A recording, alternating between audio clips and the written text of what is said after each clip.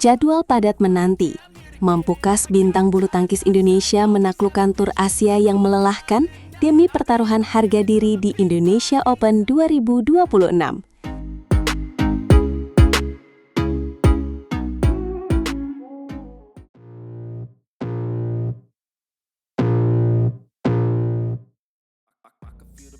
Jadwal padat menanti. Mampukah bintang bulu tangkis Indonesia menaklukkan tur Asia yang melelahkan demi pertaruhan harga diri di Indonesia Open 2026? Baru saja kita menyaksikan Thomas Uber Cup 2026 di Denmark. Namun tidak ada waktu istirahat bagi para atlet elit kita. Benar sekali. Sepertinya raket mereka belum sempat dingin, tapi perburuan poin BWF World Tour sudah berlanjut ke benua Asia. Ini akan menjadi estafet kompetisi menguras fisik, dimulai dari Thailand, mampir ke Jakarta, hingga berakhir di Australia. Strategi pilih-pilih turnamen kini menjadi siasat ampuh. Mulai pekan depan ada Thailand Open 2026 level Super 500 di Patumuan tanggal 12 hingga 17 Mei. Tapi bintang utama Indonesia memilih memarkir raket sejenak guna pemulihan fisik maksimal. Namun, ada peluang emas bagi talenta muda seperti Zaki Ubaidillah untuk unjuk gigi. Tapi jangan salah, sektor ganda putra tetap memanaskan persaingan di Thailand lewat aksi Sabar Karyaman dan Reza Pahlavi, serta kembalinya Leo Rolikarnando dan Daniel Martin yang sudah haus gelar juara. Setelah dari Thailand, kita langsung menuju Malaysia Masters 2026 tanggal 19 hingga 24 Mei. Di level Super 500 ini, kita akan melihat momen kembalinya Jonathan Christie ke lapangan. Pastinya penggemar sudah merindukan smash keras dari Jojo. Jonathan Christie kembali, itu berita besar. Nama-nama seperti Leo dan Daniel serta Sabar dan Reza tetap dipertahankan untuk menjaga ritme. Tapi pasangan Fajar Alfian dan Sohibul Fikri masih menunda aksi mereka. Sepertinya mereka menyimpan tenaga untuk kejutan besar di Singapura nanti. Karena Singapura Open 2026 level Super 750 akan menjadi magnet pemain 10 besar dunia tanggal 26 hingga 31 Mei. Ini momen kembalinya kekuatan penuh skuad merah putih di mana Fajar dan Fikri dipastikan kembali beraksi. Tidak hanya mereka, sektor putri pun mulai diperkuat Putri Kusuma Wardani, serta pasangan Amalia Cahaya Pratiwi dan Siti Fadia Silva Ramadanti. Masa istirahat sebelumnya pasti menjadi modal berharga memanen poin di Singapura sebelum masuk ke turnamen puncak yang sangat kita nantikan. Ini dia yang kita tunggu-tunggu. Indonesia Open 2026 bukan sekedar turnamen biasa, ini level Super 1000. Istora Senayan akan bergetar menjadi medan pertempuran alot bagi siapapun yang berani melangkah ke sana pada tanggal 2 hingga 7 Juni nanti. Ini bukan cuma soal poin BWF, tapi pertaruhan harga diri di rumah sendiri. Seluruh penghuni peringkat 1 dunia dipastikan hadir di Jakarta. Kita akan melihat Raja Tunggal Putra Shiyuki dan Ratu Bulu Tangkis An Se-young beraksi di depan publik kita yang fanatik. Belum lagi dominasi ganda putra Seo Sung-jae dan Kim Won-ho, serta ganda putri Liu Sengshu dan Tan Ning yang sedang performa terbaik. Ujian bagi pasukan merah putih dipastikan sangat berat. Kita tentu tidak ingin mengulang memori pahit di Indonesia Masters awal tahun lalu. Di mana saat itu gelar penyelamat hanya datang dari Alwi Farhan. Indonesia Open kali ini menjadi ajang pembuktian. Apakah skuad utama kita mampu memecah kebuntuan di level tertinggi atau justru kembali gigit jari?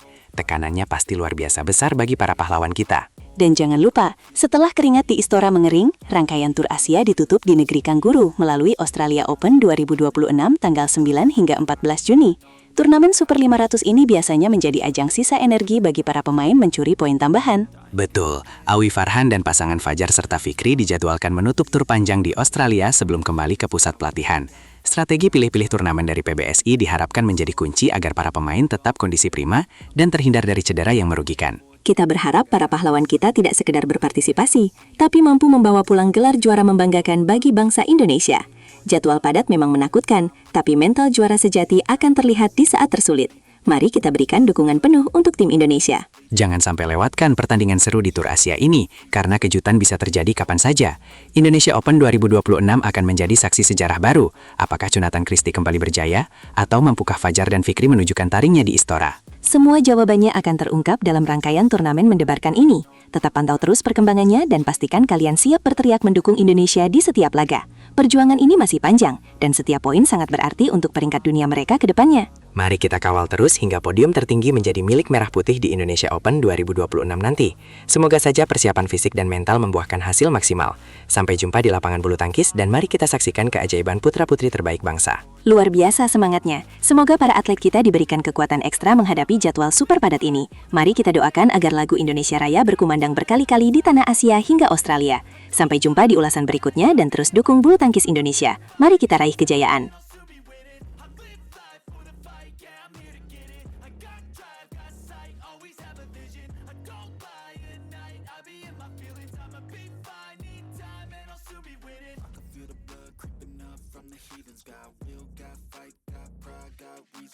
Alarm keras dari Horsens berbunyi karena kejayaan bulu tangkis Indonesia terancam runtuh setelah kehancuran total tim putra di ajang Piala Thomas 2026.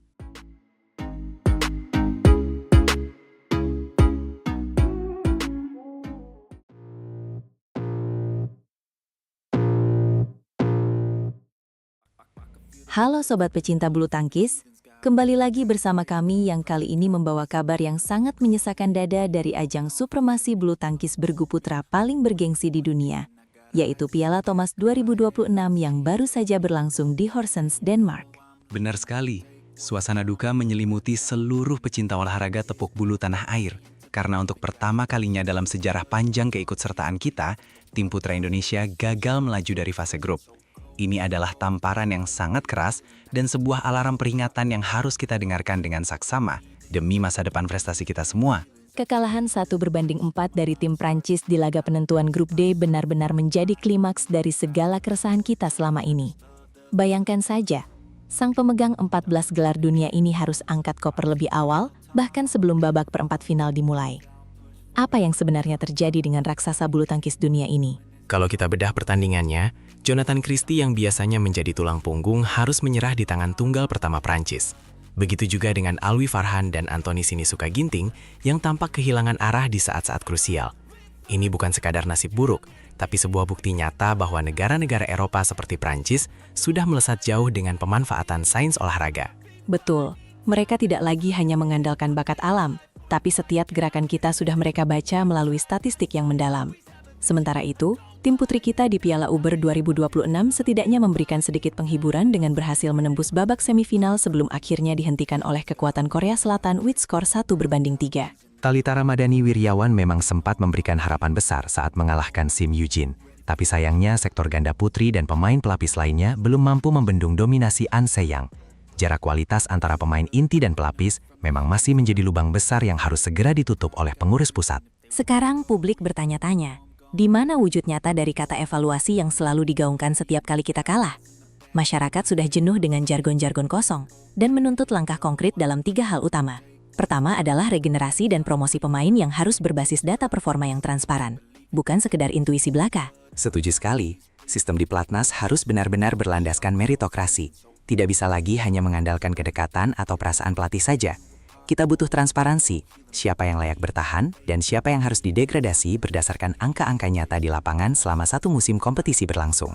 Poin kedua yang tidak kalah penting adalah kesiapan fisik dan integrasi sains olahraga secara total. Kita melihat bagaimana pemain Prancis dan Korea Selatan mampu bermain Spartan dengan intensitas tinggi tanpa kehilangan fokus sedikit pun. Sementara atlet kita seringkali terlihat kelelahan saat pertandingan memasuki game penentu yang sangat menentukan. Itu adalah fakta yang menyakitkan. Tim medis, ahli gizi, dan psikolog olahraga harus bekerja dalam satu kesatuan untuk memastikan setiap atlet siap 100%, baik secara fisik maupun mental. Kita tidak boleh lagi melihat atlet berbakat kita tumbang hanya karena masalah kebugaran yang sebenarnya bisa diantisipasi sejak dini. Dan poin ketiga adalah kematangan mental saat menghadapi poin-poin kritis. Memiliki teknik yang luar biasa tidak akan berarti apa-apa jika mental goyah saat kedudukan kritis seperti 19-19. Pendampingan psikologi olahraga harus dilakukan secara ajak dan konsisten sepanjang tahun untuk membentuk karakter juara yang tangguh. Benar, mental baja itu dibentuk melalui proses panjang, bukan instan. Hasil merah dari Horsens 2026 ini harus menjadi titik balik bagi kita untuk melakukan revolusi sistem pembinaan secara menyeluruh. Waktu tidak akan menunggu kita yang hanya diam meratapi kegagalan masa lalu yang sudah lewat. Negara-negara lain terus berlari kencang. Mereka menganalisis setiap jengkal kelemahan kita, sementara kita mungkin masih terbuai dengan kejayaan sejarah. Kita harus sadar bahwa modal nama besar saja tidak cukup untuk menang di lapangan bulu tangkis modern, yang sangat kompetitif dan menuntut kecepatan tinggi. Mari kita semua berharap agar rapor merah ini tidak hanya berakhir menjadi tumpukan kertas laporan di atas meja kantor.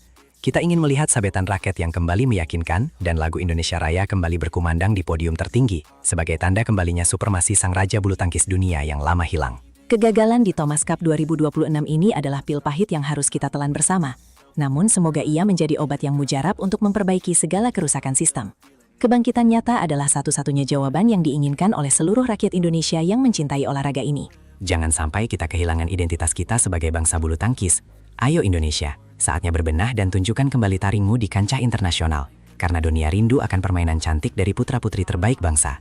Terima kasih sudah menyimak analisis mendalam kami dan jangan lupa berikan pendapat kalian di kolom komentar. Sampai jumpa sobat pecinta bulu tangkis. Tetap semangat dan mari kita terus doakan yang terbaik untuk masa depan olahraga kebanggaan kita semua ini.